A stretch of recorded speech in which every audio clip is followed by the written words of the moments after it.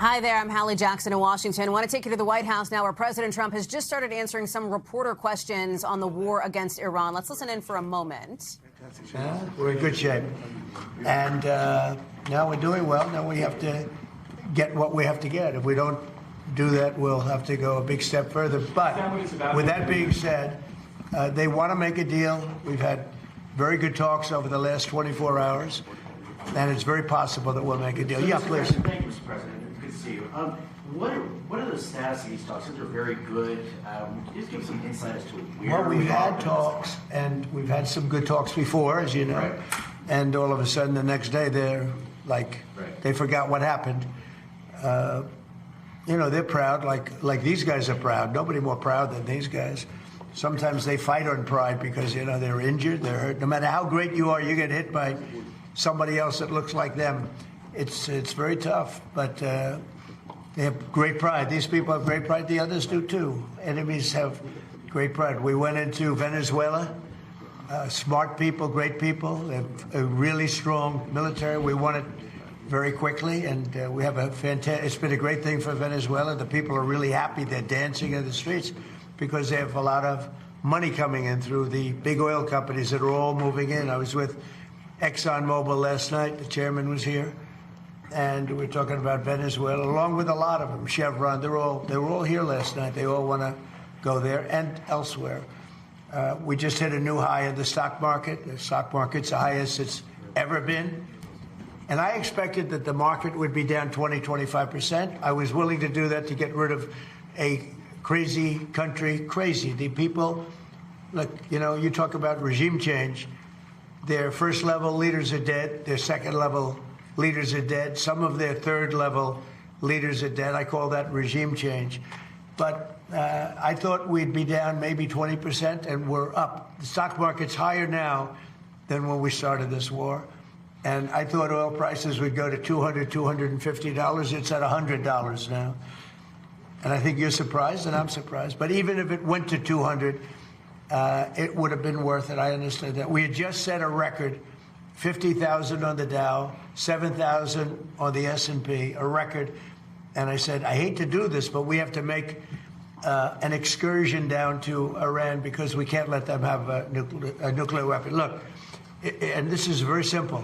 Iran cannot have a nuclear weapon because as tough as they are, we want to keep them alive. We want to keep all of you alive. Iran cannot have a nuclear weapon, and they won't. And they've agreed to that, among other things. Yep. Mr. President, you've had some recent back and forth with Pope Leo. I understand Secretary of State Marco Rubio is going to meet with the Pope tomorrow. What message do you hope he delivers to the Holy Father? Well, I can tell you this, that as far as the Pope is concerned, it's very simple. Whether I make him happy or I don't make him happy, Iran cannot have a nuclear weapon. And he seemed to be saying that they can. And I say they cannot. Because if that happened, the entire world would be hostage, and we're not going to let that happen. That's my only message. Okay? So they're going to go out now, and they're going to have some great pictures taken, and we'll see you guys on June 14th. But I know in your case, we're going to see a lot more. We'll see you probably tomorrow. Of all the events on the South Lawn, why this event? I think it's going to be the biggest event we've ever had at the White House. I mean, the White House doesn't really do athletic events for the most part. And these are all the greatest champions in the world. They're the greatest fighters in the world. You can tell by looking at them. These are the greatest fighters in the world. How do you think if you went into heavy training? Do you think you'd be okay? It'd be a little tough. Have a good time, everybody. Thank you. Never a deadline. It'll happen. It'll happen, but never a deadline. Thank you.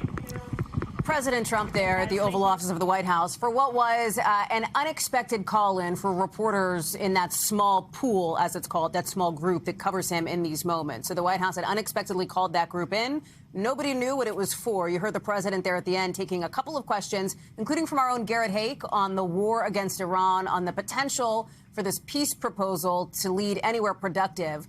But if you're wondering why some UFC fighters were surrounding President Trump, that is because the intent of his bringing in of the reporters was to deliver a visual presentation, you could call it, of what an upcoming UFC fight here in Washington for America 250 is going to look like. So perhaps incongruous with the fighters and the war questions, but that is the moment here in Washington. I want to bring in our White House correspondent, Monica Alba. And it was interesting, Monica, to even hear the president kind of allude to this idea of deja vu, the idea that maybe talks would move forward with Iran, maybe they wouldn't. We have kind of been here before, and there's a lot of question marks about the uncertainty ahead.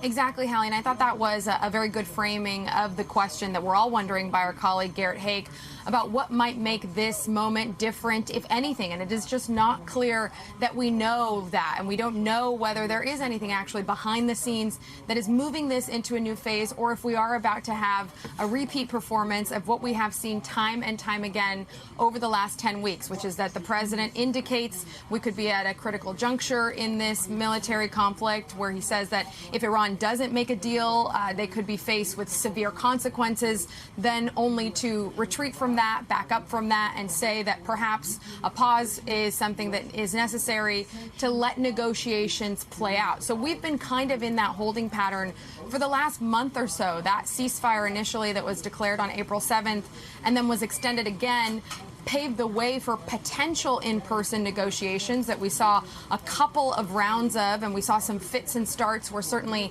Vice President Vance was involved at one point, along with Jared Kushner and Steve Witkoff, the president's son-in-law and special envoy. And we know that they have continued to be a part of these conversations behind the scenes, but the president is saying that it is unlikely that he will send any kind of a negotiating team again to Pakistan, to that critical intermediary, to see if these talks are going to continue in that way. It sounds like instead they're going to potentially continue behind the scenes.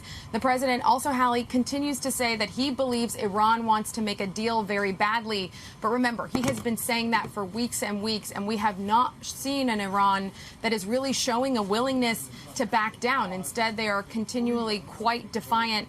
And a lot of this is, of course, related to the situation in the Strait of Hormuz and the fact that you had the president pausing Project Freedom, which was meant to escort those vessels through the critical waterway just hours after his own Secretary of State and Defense Secretary had really touted the program and talked about why it was so critical. That raised a lot of eyebrows last night, too, when the president did that. And so that may be playing a role in all of this as well. Again, maybe behind the scenes in some of the movement. But what we can't really tell for sure yet, Hallie, is whether there is meaningful movement or momentum on these talks to end the war. Monica Alba live for us there from the North Lawn with that unexpected series of remarks and Q&A from the president. Monica, thank you very much. And thank you, as always, for joining us. We'll see where the rest of the day goes with more news ahead here on NBC News Now, always online at NBCNews.com. And I'll see you later on tonight at 5 o'clock Eastern right here on NBC News Now. We'll return you to Daily right now. We thank you for watching. And remember, stay updated on breaking news and top stories on the NBC News app or watch live on our YouTube channel.